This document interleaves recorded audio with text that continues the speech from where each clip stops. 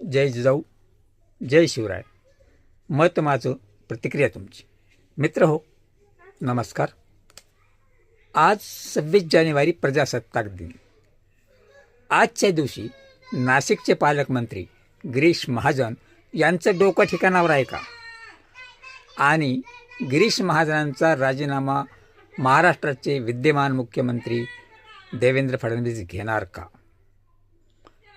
आज जे संविधानाचे शिल्पकार महामानव डॉक्टर बाबासाहेब आंबेडकर आहेत, ज्यांनी हे संविधान 1950 रोजी देशाला अर्पण केलं, यातून प्रत्येक नागरिक ज्याला समान हक्क मिळतात, राहण्याचा, अभिव्यक्ती बोलण्याचा आणि कुठलंही कार्य करण्याचा, त्या महामानवाचं नाव आपल्या भाषणात न घेणं, ज्या महामानवाच्या कायद्यामुळं गलितगात्र झालेला समाज, असंख्य जाती सुखासमाधानाने या देशात नांदतात, सलोख्यानं राहतात, एकोप्यानं राहतात, त्या संविधान निर्मात्याचं नाव जर गिरीश महाजन टाळत असतील तर त्यांचं डोकं ठिकाणावर आहे का? का ते RSS आणि मनुवादी विचारसरणीचे असल्यामुळे त्यांना आंबेडकरांचे नाव घेणे योग्य वाटले नाही का? का महामानव डॉक्टर बाबासाहेब आंबेडकरांचे नाव हेतुपूर्वक घेतले नाही, मुद्दाम टाळले का? असंख्य प्रश्न मला उद्भवतात.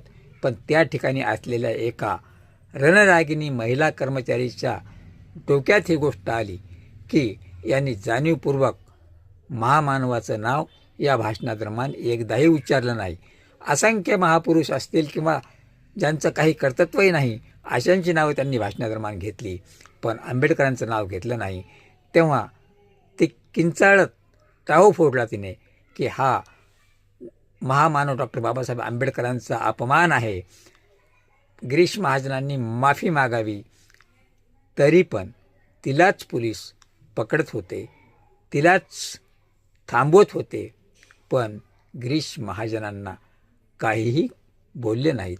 तेव्हा ही मुस्कटदाबी आहे का की सर्वसामान्यांना न्यायच मिळणार नाही?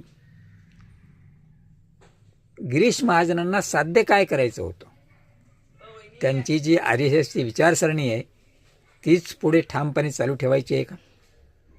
भारतामध्ये जो प्रजासत्ताक दिन आज आपण राष्ट्रीय सण म्हणून साजरा करतो, त्याचं औचित्य काय? आणि त्या औचित्याच्या निमित्तानं आंबेडकरांचं नाव घेणं हे क्रमप्राप्त आहे.